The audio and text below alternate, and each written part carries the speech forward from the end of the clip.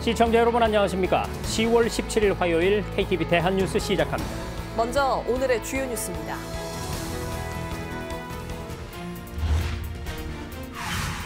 이스라엘과 하마스의 무력 충돌로 양측 사망자가 4,500명을 돌파했습니다.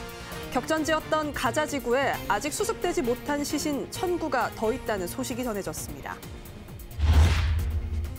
중동 정세가 불안한 가운데 한덕수 총리는 국무회의를 주재하고 우리 경제 대외 불확실성을 우려했습니다. 각 부처의 안정적인 민생 물가 관리도 주문했습니다. 정부가 민생 물가 안정관계 장관회의를 열고 배추, 대파, 사과 등 가격이 불안한 12개 농산물을 최대 30% 할인 지원하기로 했습니다. 배추, 대파, 사과 등 가격이 불안한 12개 농산물에 대해 10월 19일부터 최대 30% 할인 지원을 개시하고 국내 최대 항공우주 방위산업 전시회인 서울 아덱스가 오늘 개막했습니다. 전 세계 34개국 550개 업체가 참가해 역대 최대 규모로 열렸습니다. 첫 소식입니다. 이스라엘과 무장정파 하마스의 무력 충돌로 인한 사망자가 4,500명을 넘어섰는데 공식 집계되지 못한 사망자도 1,000명 이상으로 추산됩니다. 가자 지구에 아직 수습되지 못한 시신들 때문입니다.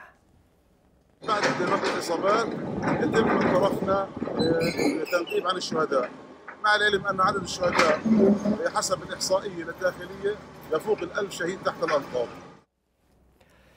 갈수록 사태가 심각해지는 가운데 조 바이든 미국 대통령이 이스라엘을 방문하겠다고 밝혔습니다. 조태영 기자입니다. 하늘에서 로켓이 폭발하고 도시에는 긴급 사이렌이 울립니다. 당황한 시민들은 버스에 내려 대피소로 피신합니다. 지난 16일 밤 하마스의 로켓은 텔아비브와 예루살렘으로 향했습니다. 이번 공격에 대해 하마스 측은 이스라엘의 민간인 공격에 대한 대응이라고 주장했습니다. 이스라엘은 가자 지구의 알쿠두스 병원 주변까지 폭격을 가했습니다.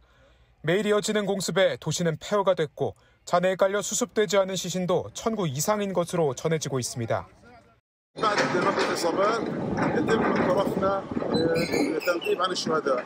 مع العلم أن عدد الشهداء حسب الإحصائية الداخلية يفوق ال1000 شهيد تحت الأنقاض. 이번 사태로 숨진 팔레스타인 측 사망자는 16일 기준 3,000명에 육박하고 부상자는 10,000명을 넘어섰습니다. 이스라엘 측에서는 1,500명가량이 숨지고 약 4,000명이 다친 것으로 알려졌습니다. 긴장이 날로 고조되는 가운데 조 바이든 미국 대통령은 18일 이스라엘을 방문한다고 발표했습니다. 미국 측은 바이든 대통령의 방문이 미국과 이스라엘의 연대를 재확인하는 자리라며 이스라엘이 국민을 지킬 권리가 있다는 점을 분명히 할 것이라고 전했습니다. President Biden will underscore our crystal clear message to any actor, state or non-state, trying to take advantage of this crisis to attack Israel. 바이든 대통령은 이스라엘 정부로부터 전쟁 상황에 대해 브리핑받고 가자지구 민간인에 대한 인도적 지원 방안도 논의합니다. 이스라엘 방문 뒤에는 요르단 국왕과 이집트 대통령을 만나고 마흐무드 아바스 팔레스타인 자치정부 수반과도 마주할 예정입니다. KTV 조태영입니다. 합동참모본부는 이스라엘을 공격한 무장정파 하마스가 북한과 무기 거래, 전술 교리, 훈련 등 여러 분야에서 직간접적으로 연계된 걸로 판단한다고 밝혔습니다. 무기 거래와 관련해서 최근에는 하마스 관련 무장단체에서 사용하는 무기로 추정되는 북한제 122mm 방사포탄이 이스라엘 인근 국경 지역에서 발견됐다고 전했습니다. 또 휴일 새벽 기습 공격이나 대규모 로켓 발사로 아이언돔을 무력화한 점 등은 북한의 비대칭 공격 양상과 유사하다면서 북한이 하마스의 공격 방법을 대남 기습 공격에 활용할 가능성이 있다고 분석했습니다. 지난달 27일에 필리핀에서 납치된 우리 국민 1명이 현지 시간으로 16일 필리핀 경찰 납치 수사국에 의해 안전하게 구출됐습니다. 외교부는 피해자의 건강 상태가 양호하며 납치 용의자 중 1명은 현장에서 체포돼 현재 수사가 진행 중이라고 밝혔습니다. 우리 정부는 사건 발생을 인지한 즉시 재외국민 대책 보호반을 가동하고 필리핀 경찰과의 긴밀한 공조를 통해 안전한 석방을 위한 노력을 기울여 왔습니다. 국무회의를 주재한 한덕수 국무총리는 중동 사태 등 대외 불확실성이 커지는 상황 속에 철저한 민생 물가 관리를 주문했습니다. 아울러서 2030 세계 박람회 개최지 선정을 40여일 앞두고 각 부처의 막바지 유치 노력을 당부했습니다. 신국진 기자의 보도입니다. 이스라엘의 가자지구 지상전 투입이 초읽기에 들어간 가운데 확전을 막기 위한 세계의 노력이 이어지고 있습니다. 미 국무부 장관이 아랍 주요 국가 지도자를 만났고 바이든 미국 대통령은 18일 이스라엘 방문을 공식 발표했습니다. 이처럼 불안한 중동 정세가 계속되자 한덕수 국무총리는 우리 경제의 대외 불확실성 확대를 우려했습니다. 특히 회복기에 접어든 한국 경제에 새로운 위험 요인으로 작용할 수 있다고 진단하고 안정적인 관리를 당부했습니다. 우리 경제의 대외 불확실성이 확대되고 있습니다. 이는 회복기 한국 경제에 새로운 위험 요인으로 작용할 수 있고 특히 국제유가의 변동성은 물가에 큰 부담이 될 수 있습니다. 한 총리는 각 부처에 민생 물가의 안정적인 관리를 주문했습니다. 한 총리는 현재 가동 중인 품목별 가격 수급 동향 1일 점검 체계를 더욱 강화하라며 서민 장바구니 물가 안정에 총력을 기울여야 한다고 강조했습니다. 또한 경제부총리 중심으로 상황 변화에 따라 선제 대응하고 종합적인 대응 방안도 검토할 것을 주문했습니다. 각 부처 역시 민생 규제 혁신 과제를 발굴해 과감하고 속도감 있게 추진하라고 당부했습니다. 국민들께서 받을 수 있는 혜택을 제대로 아시지 못하는 일이 없도록 국민과의 정책 소통 노력에도 안전을 기해 주시기 바랍니다. 한 총리는 지난주 유럽 4개국 순방 성과를 설명하며 2030 세계 박람회 유치 의지를 각국에 집중적으로 알리고 지지를 호소했다고 밝혔습니다. 부산 엑스포의 비전과 대한민국의 성장 경험은 회원국의 공감과 우호적인 분위기를 이끌었다고 평가했습니다. 한 총리는 그러면서 개최지 선정까지 40여일 남은 만큼 각 부처는 네트워크를 활용해 막바지 유치 활동에 총력을 기울여달라고 덧붙였습니다. KTV 신국진입니다. 최근 먹거리 물가가 들썩일 조짐을 보이자 정부가 서민들의 장바구니 부담을 줄여주기 위한 대책을 내놨습니다. 특히 본격적인 김장철을 앞둔 만큼 배추를 집중 공급하고 천일염 할인 지원에도 나서기로 했습니다. 김현지 기자입니다. 정부가 추경호 경제부총리 주재로 열린 민생 물가안정 관계장관 회의에서 최근 가격이 불안한 먹거리 물가를 안정시키기 위한 대책을 내놨습니다. 우선 본격적인 김장철을 앞두고 이번 주부터 2주 동안 배추 2,200톤을 집중적으로 공급합니다. 또 농가의 약재와 영양제를 무상 지원해 생육 저해 가능성에 철저히 대비하기로 했습니다. 천일염은 지난 12일부터 대형마트에서 30% 할인된 가격에 판매되고 있습니다. 이달 말부터는 총 1,000톤 물량을 50% 할인해 공급할 방침입니다. 망고 같은 수입 과일과 탈지, 전지 분유 등에는 신규 할당 관세를 추진하고 고등어 할당 관세 2만 톤도 이달 말부터 추진할 계획입니다. 정부는 아울러 가격이 불안한 일부 농산물의 할인도 지원하겠다고 밝혔습니다. 배추, 대파, 사과 등 가격이 불안한 12개 농산물에 대해 10월 19일부터 최대 30% 할인 지원을 개시하고 다음 주부터 전국 40개 점포에서 쌀 신곡 할인 판매도 지원하겠습니다. 석유류는 유류세 인하와 유가연동 보조금을 연말까지 연장하고 범부처 합동점검단을 구성해 현장 점검을 강화합니다. 추 부총리는 물가안정 기조를 조속히 확립하기 위한 각계각층의 협조를 당부했습니다. 업계에는 원가 절감과 생산성 향상으로 가격 인상 요인을 최대한 자체 흡수하고 부처에는 현장 점검과 업계 소통으로 실효성 있는 물가안정 대책을 지속해서 마련해달라고 당부했습니다. KTV 김현지입니다. 국내 최대 항공우주 방위산업 전시회인 서울 아덱스가 막을 올렸습니다. 전 세계 34개국 550여 개 업체가 참가한 역대 최대 규모인데요. 개막식에 참석한 윤석열 대통령은 우리 방위산업이 안보와 경제를 뒷받침하는 국가 전략 산업인 만큼 국제시장에서의 경쟁력을 높여나갈 거라고 강조했습니다. 최영은 기자입니다. 최신의 전투기와 첨단 무기 체계를 한눈에 볼 수 있는 서울 아덱스. 올해는 전 세계 34개국 550개 업체가 참가해 역대 최대 규모로 열렸습니다. 개막식에 참석한 윤석열 대통령이 우리 기술로 전력화된 첨단 무기 체계를 하나하나 언급하며 이른바 K-방산을 직접 홍보했습니다. 초음속 전투기 KF-21, 최초의 수출 전투기 FA-50 경공격기, 국내 기술로 개발된 한국형 방공체계 MSEM, 대한민국의 영공을 빈틈없이 수호하는 LSEM. 윤 대통령은 원조와 수입에 의존하던 우리나라가 첨단 전투기를 만들어 수출하는 수준이 됐다며 우리 방산이 새 역사를 쓰고 있다고 말했습니다. 이어 방위산업은 안보와 경제를 뒷받침하는 국가 전략산업이라며 앞으로도 방위산업을 성장시켜 국제적 경쟁력을 높이겠다는 뜻을 밝혔습니다. 우리 정부는 방위산업이 지속적으로 성장할 수 있는 생태계를 마련하여 글로벌 경쟁력을 제고시켜 나갈 것입니다. 특히 미래 전장에서는 항공우주기술과 AI 디지털 기술이 승리의 관건이라며 항공우주산업을 적극 지원하겠다고 설명했습니다.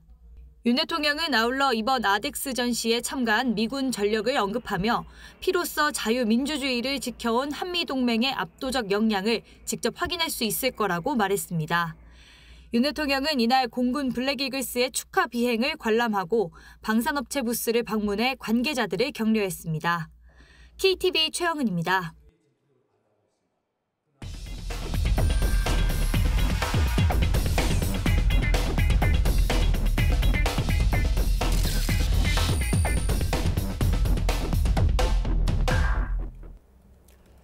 네, 서울 아덱스 소식 이어갑니다. 핵무장이 가능한 미국의 B-52H 전략 폭격기가 한반도 상공을 가로지르면서 우리 공군과 연합 훈련을 실시했는데요. 취재 기자와 함께 자세히 얘기 나눠보겠습니다. 자, 이린아 기자, 우리가 그동안 이 TV에서만 봐오던 이 미국의 전략 자산이죠. B-52가 서울 아덱스 개막식에서 실제로 그 모습을 드러냈죠. 네, 그렇습니다. 먼저 이번 한미연합공중훈련은 이 한미 공군의 연합작전 수행 능력과 더불어서 또 대한민국 방위에 대한 미국의 확장 억제 의지를 다시 한번 보여줬는데요. 이 앞서 말씀하신 대로 미 공군의 B-52H는 서울 아덱스 첫날 행사장인 서울공항 상공을 비행하기도 했습니다.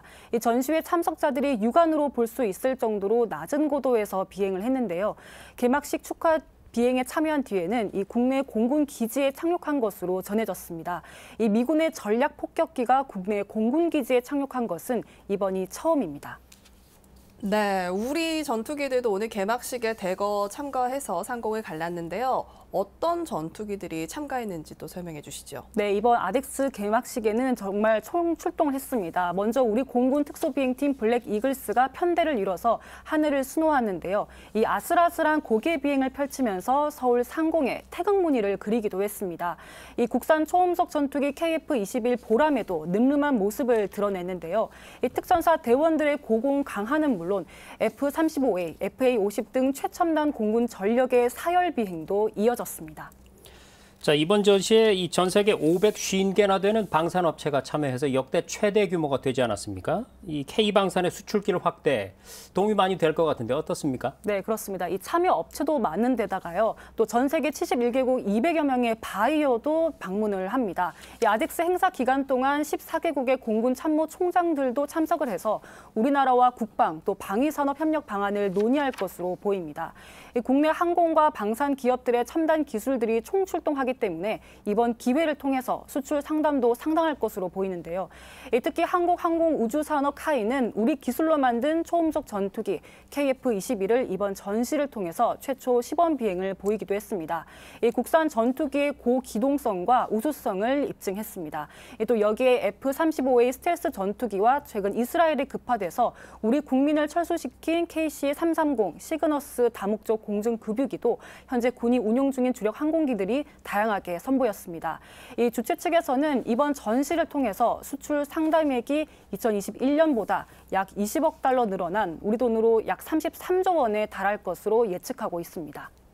네, 올해는 서울 아덱스와 함께 18일부터 서울 안보대화도 펼쳐지지 않습니까? 이번 안보대화의 참가 국가 주제는 또 뭔가요? 네, 19일까지 고위급 다자 회의체인 서울 안보대화가 열립니다. 올해는 호주와 말레이시아, 몽골 등 5개 나라의 장관급 인사들을 포함을 해서 이 모두 56개국에서 800여 명의 인사가 참가할 예정인데요. 이 올해 서울 안보대화의 대주제는 자유와 평화, 또 번영을 향한 협력과 연대입니다. 이 18일 개회식을 시작으로 러시아와 우크라이나의 전쟁뿐만이 아니고 또 최근에 벌어진 하마스와 이스라엘 충돌에 대한 국제사회의 공동 대응 방안도 논의될 전망인데요.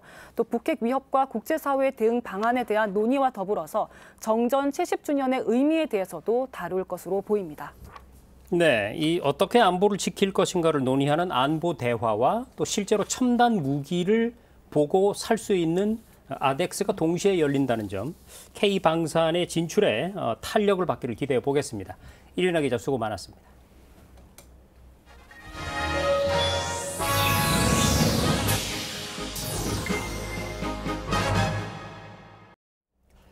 한일 북핵 수석 대표가 만난 데 이어서 한미일 세 나라 대표가 한자리에 모여서 러시아와 북한의 무기 거래 중단에 뜻을 같이 했습니다. 아울러 최근 중국의 탈북민 강제 북송 문제를 포함해 북한 인권 문제도 다뤄진 걸로 보입니다. 보도에 김민아 기자입니다. 17일 오후 김건 한반도 평화교섭본부장이 나마즈 일본 북핵 수석 대표를 만났습니다. 양측은 최근 우려되는 러북 군사협력 정황과 한반도 정세에 대한 평가를 공유했습니다. 앞서 현지 시간 13일 미 백악관 NSC가 러북 무기거래 정황을 포착했다고 밝힌 데 이어 현지 시간 16일 미국 워싱턴 포스트는 영국 싱크탱크 왕립합동군사연구소가 위성사진을 분석한 자료를 인용해 러북 정상회담 전인 지난 8월 중순부터 북한 나진항과 러시아 두나이 등에서 러시아 국적 선박이 최소 5차례 오갔다고 보도했습니다. 거래가 사실이라면 탄약으로 추정되는 컨테이너 수백 개가 북한에서 러시아로 배송된 것으로 추정됩니다. 한일 북핵대표 협의에 이어 한미일 북핵대표 회동에서도 러북 간 무기거래 중단을 촉구하는 내용이 논의된 것으로 추측됩니다. 국제 평화와 안전에 기여해야 할 안보리 상임이사국 러시아가 스스로 안보리 결의를 위반한 셈이기 때문입니다. 이번 한미일 북핵 수석 대표 회의는 3국 간의 공동 관심사인 북한의 핵 위협, 미사일 위협뿐만 아니라 지역 정세 등에 대해서 특히 또한 한반도의 평화, 안전을 담보할 수 있는 주요 협력 방안을 논의하는 아주 유용한 계기가 될 것으로 보고 있습니다. 또 최근 중국 당국이 자국 내 탈북민 수백 명을 강제 북송한 정황과 관련해 북한 내 인권 상황 개선을 위한 3국 공조 방안도 다뤄졌을 가능성도 있습니다. 전날 한미 북핵 수석 대표 협의에서 양측은 탈북민들이 자신의 의사에 반해 강제 북송되는 일이 없어야 한다는 데 뜻을 같이 했습니다. 북한이 이달 중으로 3차 발사를 예고한 위성 발사와 관련한 대응 방안도 논의됐을 것으로 점쳐집니다. KTV 김민아입니다. 대학 수학능력 시험이 한 달 앞으로 다가왔는데요. 열심히 준비한 수험생들이 차질 없이 시험을 치를 수 있게 시민 여러분께서 조금 도와주셔야 할 것 같습니다. 정부가 시험 당일 직장인들의 출근 시간을 조정하고 수도권의 지하철 운행 횟수도 늘리기로 했습니다. 박지선 기자가 보도합니다. 2024학년도 대학 수학능력 시험이 다음 달 16일 치러집니다. 전국 1,200여 개 시험장에서 일제히 실시되며 응시자는 지난해보다 감소한 50만 4천여 명입니다. 정부는 수험생들이 시험을 안정적으로 응시할 수 있도록 특별 지원 대책을 마련했습니다. 시험 당일엔 아침 시간 교통 혼잡을 방지하기 위해 관공서를 중심으로 출근 시간을 오전 10시 이후로 조정하도록 협조 요청하기로 했습니다. 수험생 등교 시간대인 오전 6시부터 8시 10분까지는 수도권 지하철 운행 대수를 늘리고 경찰서와 행정기관의 비상수송 차량을 수험생 이동 경로에 배치해 이동 편의를 제공할 예정입니다. 섬 지역 등에 사는 수험생들을 위해선 기상 악화 시 별도 수송 대책을 마련합니다. 또 시험장 주변 200m 전방부턴 차량 출입을 통제하기 때문에 자차로 이동할 경우 200m 전에 내려야 합니다. 3교시 영어 영역 듣기 평가가 실시되는 오후 1시 10분부터 25분 동안은 항공기와 헬리콥터 이착륙 시간이 조정되고 포사격과 전차 이동 등 군사훈련도 잠시 중단될 예정입니다. 수험생들이 시험장 주변 소음에 영향을 받지 않도록 하기 위해서입니다. 이와 함께 17개 시도교육청에선 다음 달 4일까지 전체 시험장을 대상으로 안전 점검을 실시합니다. 지진 상황에 대비해 주요 시설 상태를 확인하고 정보 전달 체계도 구축합니다. 수능 시험지 관리에도 철저한 경비 체계를 마련합니다. 모든 시험지구에 교육부 중앙협력관이 파견돼 시험지 관리를 지원할 예정입니다. KTV 박지선입니다. 오는 2025년 도입될 인공지능 디지털 교과서의 법적 근거가 마련됐습니다. 정부는 수학과 영어, 정보 교과부터 우선 도입한 뒤 2028년까지 모든 교과로 확대할 계획인데요. 국무회의에서 의결된 주요 안건 김경호 기자가 전해드립니다. 교과용 도서에 관한 규정 일부 개정안이 국무회의에서 의결됐습니다. AI 디지털 교과서 도입을 위한 법적 근거가 마련된 셈입니다. AI 디지털 교과서가 도입되면 앞으로 수학은 수준별 맞춤형 교육, 영어는 듣기와 말하기 교육이 강화됩니다. 정보 교과에는 코딩 실습 교육이 포함됩니다. AI 디지털 교과서는 오는 2025년 영어와 수학, 정보 교과를 시작으로 2028년까지 모든 교과로 확대될 예정입니다. 그야말로 학습혁명이 시작되는 거고, 그런 큰 변화가 시작이 되면 우리가 그동안 난제 중에 난제로 생각했던 입시 문제라든가 사교육 문제 같은 것들도 상당 부분 대규모 국가 건설 사업에도 속도가 붙는 모습입니다. 예비 타당성 조사 면제를 골자로 한 용인 첨단 시스템 반도체 국가 산업단지 조성안이 국무회의에서 의결됐습니다. 경기도 용인에 세계 최대 규모의 반도체 클러스터가 조성되면 기흥, 평택 등 인근 산단과의 시너지를 통해 한국의 반도체 역량이 한층 강화될 전망입니다. 첨단 산업 경쟁력의 핵심은 속도와 타이밍입니다. 관계부처에서는 기반시설 구축, 인허가 시설 신속 처리 등 필요한 조치들을 차질 없이 추진해 주시기 바랍니다. 대구에 위치한 군공항과 민간공항을 동시에 옮기는 대구 경북 통합 신공항 건설 사업 추진 계획도 국무회의에서 의결됐습니다. 이를 포함해 국무회의에선 법률안 1건과 대통령령안 13건, 일반안건 7건, 법률 공포안 42건이 의결됐습니다. KTV 김경호입니다.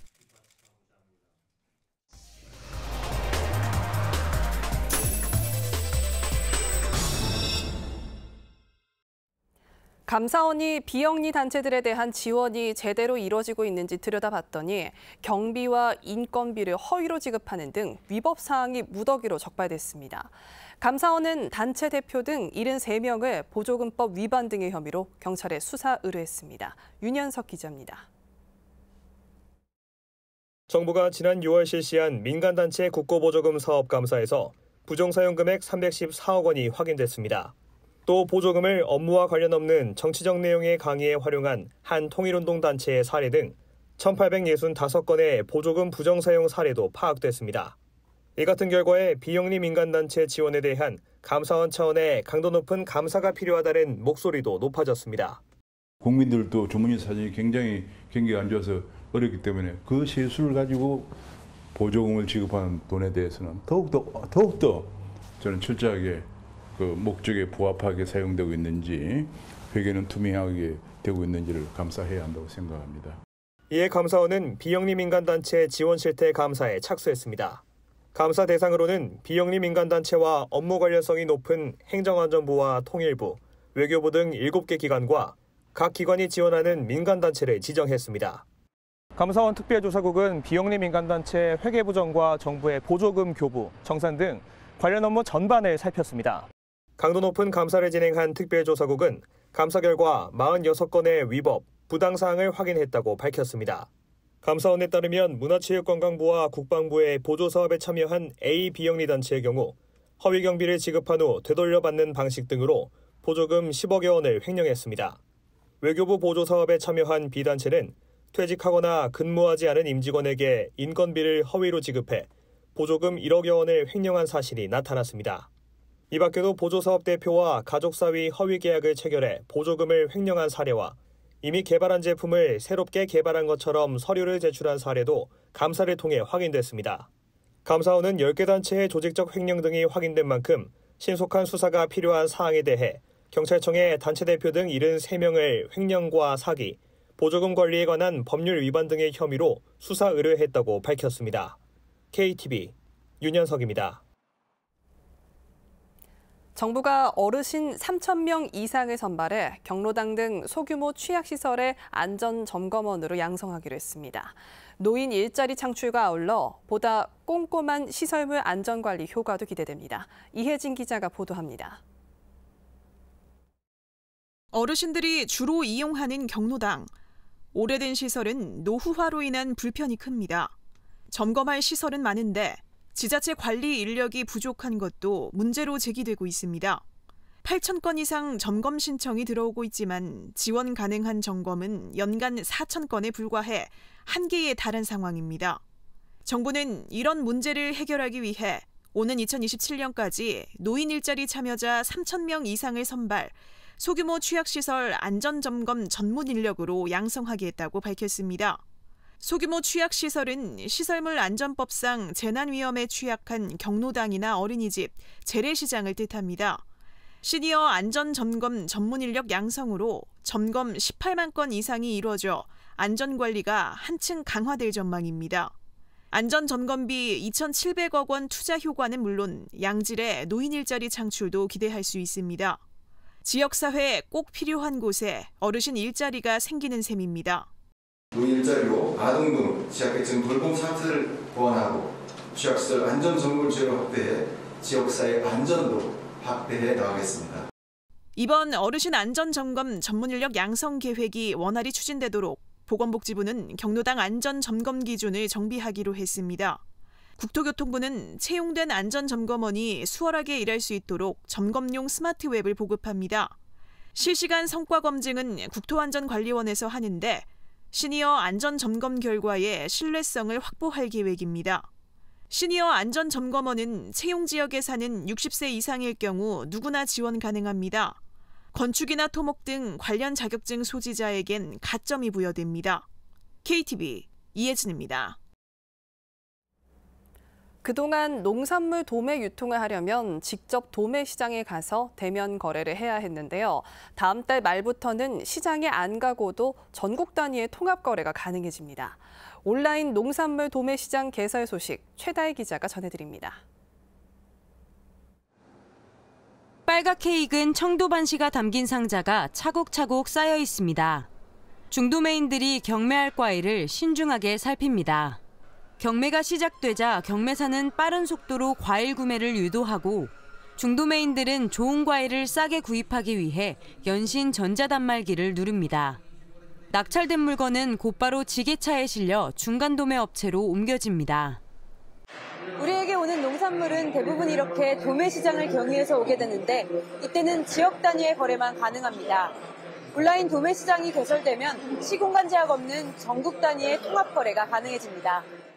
타 지역 시장의 중도매인과도 거래가 가능해지기 때문에 온라인 도매 시장을 새로운 기회라고 생각하는 도매법인들도 있습니다. 전국 도매 시장 또는 전국에 있는 중도매인이나 구매자들한테 판매할 수 있는 기회가 열렸고요. 특히 우리 회사 같은 경우는 품목적인 부분에서 제약이 해소됐기 때문에 그 기회를 잡기 위해서 도매법인이 전국의 중도매인에게 상품을 직접 판매하게 되면 가락시장에서 경매한 상품이 다시 지방으로 분산됐던 역물류 현상을 방지할 수 있습니다. 농가는 도매시장에 직접 가지 않고도 원하는 장소까지 산지에서 직접 배송하기 때문에 소득은 늘리고 유통비용은 절감할 수 있습니다. 온라인 도매시장이라는 기존 출하처 외에 새로운 출하처가 생기는 효과가 생기기 때문에 출하 선택권이 확대가 되고 결과적으로 농가 소득 제고에도 기여할 것으로 기대가 되고요. 기존의 도매시장에서는 거래에 참여할 수 있는 판매자와 구매자가 한정적이었는데 온라인 도매시장에서는 일정 조건을 갖춘 모든 법인과 회원이 참여 가능합니다. 수수료 상한도 낮게 설정해 한도 내에서 운영자와 판매자가 결정하도록 했습니다. 정부는 다음 달 말 온라인 도매시장 공식 출범에 앞서 사전 점검을 위한 시범 사업을 추진 중입니다. KTV 최다입니다.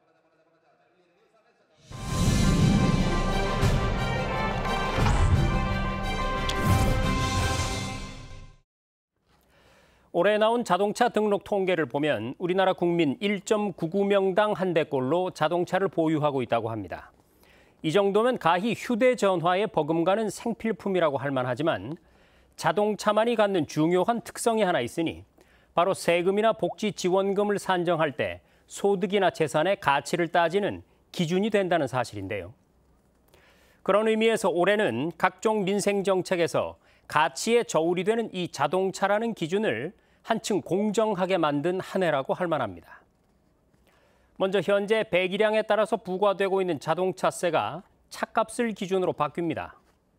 수입차의 경우에 차값이 훨씬 비싼데도 배기량이 적다 보니까 차값이 싼 국산차보다 세금을 오히려 적게 냈던 불공평함이 해소되는 겁니다. 정부가 최근에 발표한 제3차 기초생활보장 종합계획에서도 눈에 띄는 부분이 있습니다. 앞으로 다인 다자녀 가구가 배기량 2,500cc 미만의 차를 갖고 있다면 월소득 환산 기준을 확 낮춰서 생계급여를 받을 수 있게 하고 또 생업용 자동차의 배기량 기준도 1,600cc에서 2,000cc 미만으로 완화하는 한편 내년부터 한 대는 아예 소득 산정에서 제외하기로 한 겁니다.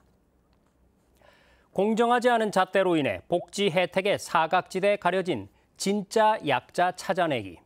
정부가 약자 복지라는 말을 쓰는 이유입니다.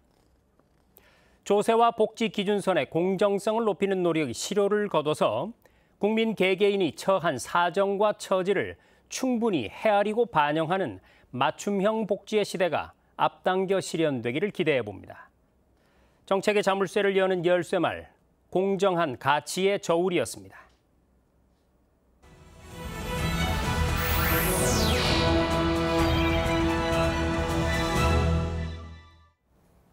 국정을 더 촘촘히 살펴봅니다. 보도자료 브리핑입니다. 임대인이 사망한 뒤 보증금을 돌려받지 못하는 전세 사기의 경우 그간 피해자들은 상속인들에게 직접 공시송달을 진행해 경매를 준비해야 했죠. 하지만 앞으로 법률 전문가의 체계적인 도움을 받으며 후속 조치를 취할 수 있습니다. 국토부는 사망 임대인의 상속 절차가 완료되기 전이라도 임차인이 법적 조치를 취할 수 있도록 법무사와 연계한 상속재산 관리인 선임 청구를 지원하기로 했습니다. 또 보증금 반환 청구 소송이나 피해자 본인의 회생 절차, 공인중개사에 대한 손해배상 청구 등에 대해 변호사를 연계해주고 250만 원 한도로 비용을 지원합니다. 신청을 희망하는 피해자는 안심전세포털, 경공매지원센터, 전세피해지원센터 등을 통해 상담 안내를 받을 수 있습니다. 불법으로 영상이나 웹툰을 유통하는 저작권 침해 사이트가 성행하면서 공익신고에 대한 중요성이 커지고 있는데요. 문체부와 권익위는 콘텐츠 불법 유통을 근절하기 위해 공익신고자 보호 지원 제도를 마련하고 내부 신고를 독려 중입니다. 저작권법 위반 관련 공익신고를 하면 신고자의 신분은 철저히 비밀로 보장되며 신고자의 불법 행위가 드러나도 그 행위에 따른 형은 감경 또는 면제받을 수 있습니다. 특히 신고 후 추징금 등으로 공공기관의 수입이 증대되면 기여도에 따라 보상금 최대 30억 원을 받을 수 있다고 하니까 청년 포털과 불법 복제물 신고 사이트에 접속해 보시기 바랍니다. 정부 지원금을 신청하기 위해 공공기관에 제출한 내 개인정보 안전하게 관리되고 있는지 궁금하지 않으신가요? 개인정보 영향평가 요약본 공개 제도가 본격적으로 시행되면서 앞으로는 내 개인정보가 공공기관 시스템에서 어떻게 처리되는지 절차를 쉽게 확인할 수 있게 됐습니다. 대규모 민감 개인정보 파일을 운용하려는 공공기관은 개인정보 영향평가 결과, 즉 개인정보 침해 위험 요인 분석과 평가 결과 등을 의무적으로 공개해야 하는데요. 영향평가서 요약본은 각 기관 누리집에서 확인할 수 있으며 향후 개인정보 포털에도 기관별 개인정보 영향평가서 요약본이 공개될 예정입니다. 우리 K푸드가 말레이시아 쿠알라룸푸르를 뜨겁게 달궜습니다. 지난 11일부터 15일 한국 말레이시아 동방정책 40주년을 맞아 말레이시아 K푸드 페어가 성황리에 마무리됐는데요. 김치 활용 소스, 고추장 볶음 국수 요리 시연 등 농식품 체험 행사에는 무려 4만 명이 방문했고 기업 간 거래 수출 상담회에서는 말레이시아, 싱가포르 기업들과 230만 달러 규모의 업무 협약이 체결됐습니다. 농림축산식품부는 K푸드가 한국 말레이시아 간 교류와 협력의 교두보가 될 수 있도록 다양한 수출 지원 사업을 추진하겠다고 밝혔습니다. 지금까지 보도자료 브리핑이었습니다.